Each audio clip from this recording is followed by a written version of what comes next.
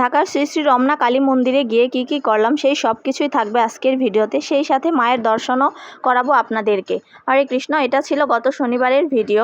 আমরা গিয়েছিলাম মূলত ডাক্তার দেখাতে সরকারি কর্মচারী হাসপাতালে ফুলবাড়িয়ায়। ডাক্তার দেখানো শেষ করে রমনা কালী মন্দিরের পাশ দিয়ে যেহেতু যাচ্ছিলাম, তাই ভাবলাম যে ওইখানে গিয়ে মাকে একটু দর্শন করে যাই। আর ওইখানে রমনা কালী মন্দিরে সেদিন ছিল একনাম কীর্তন। ঢাকার এই রমনা কালী মন্দিরটি আপনারা কে কে চিনেন অবশ্যই কমেন্টে জানাবেন। আর এই মন্দিরটা অনেক সুন্দর, অনেক বড় একটা জায়গা জুড়ে এরিয়াটা। আমি প্রথমবারই সেই মন্দিরে গিয়েছিলাম, তো গিয়ে খুব ভালোই লাগলো। আপনারাও চলুন, আপনাদেরকেও পুরো মন্দিরটা ঘুরে দেখাবো, আপনাদের কাছেও আশা করি ভালো লাগবে। আর মন্দিরে যাওয়ার পথে ঢাকার আরো সৌন্দর্যগুলো আপনাদেরকে উপভোগ করাতে নিয়ে যাচ্ছি। তো এরপর আমরা দেখতে দেখতে চলে এসেছি ঢাকার সেই শ্রী শ্রী রমনা কালী মন্দিরে। মন্দিরের সামনেটায় ভালোই ভিড় ছিল, তবে শুনলাম নাকি তার আগের দিন আরো অনেক বেশি ভিড় হয়েছিল। আর আগের কিছু ভিডিওতেও দেখেছি যে আগের দিন একনাম কীর্তন আরো অনেক বেশি ভিড় ছিল। তো যাই হোক, আমরা এরপর ভিতরে ঢুকে গেলাম। মন্দিরে ঢুকতে রাস্তার দুই পাশ দিয়ে ভালোই অনেক মেলা বসেছে, অনেক কিছুই এসেছে, বিভিন্ন জিনিসের দোকান বসেছে, খাবার দাবার, কসমেটিক্স, বিভিন্ন আইটেমের দোকান বসেছে সেইখানে। তো যাই হোক, সেগুলো দেখতে দেখতে আমরা চলে গেলাম মন্দিরের ভেতরে। ঢাকায় আসলে আমরা সবাই এত ক্লান্ত হয়ে পড়ি, আমার মেয়েটার অবস্থা দেখেই বুঝতে পারছেন আমাদের কি অবস্থা। আসলে সেই সকাল থেকে ডাক্তার দেখানো শেষ করে টোরে সারাদিন রাস্তায় ঘোরাঘুরি করতে করতে সবাই খুব ক্লান্ত হয়ে পড়ে। তো যাই হোক, এখানে একনাম চলছিল, আপনারাও একটু একনাম শ্রবণ করুন।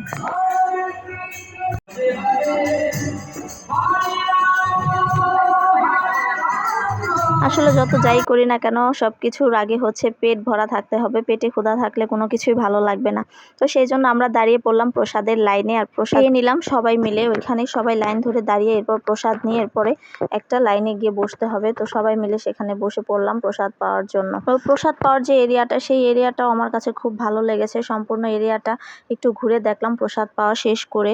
অনেকগুলো মন্দির, এক এক মন্দিরে এক এক রকম। এরপর পুকুরে দণ্ডায়মান শিবজিকে দেখেও খুব ভালো লাগলো। পুকুরের উপর কত সুন্দর দাঁড়িয়ে আছে।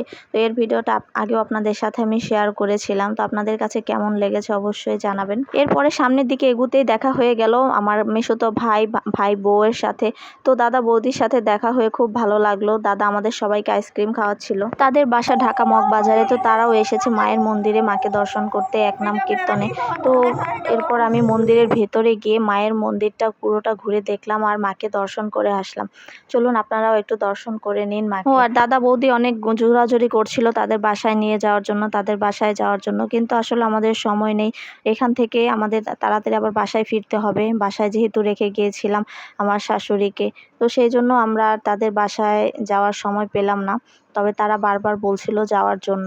যাই হোক, এরপর সবার সাথে খুব সুন্দর মুহূর্ত কাটিয়ে এরপর চলে গেলাম বাসায়। তো কেমন লাগলো ভিডিওটি অবশ্যই জানাবেন। আর নতুন নতুন ভিডিও পেতে অবশ্যই পেজটিতে একটি ফলো দিয়ে রাখবেন। আর যদি ইউটিউব থেকে দেখে থাকেন অবশ্যই সাবস্ক্রাইব করে রাখবেন। ভালো থাকবেন সবাই। হরে কৃষ্ণ।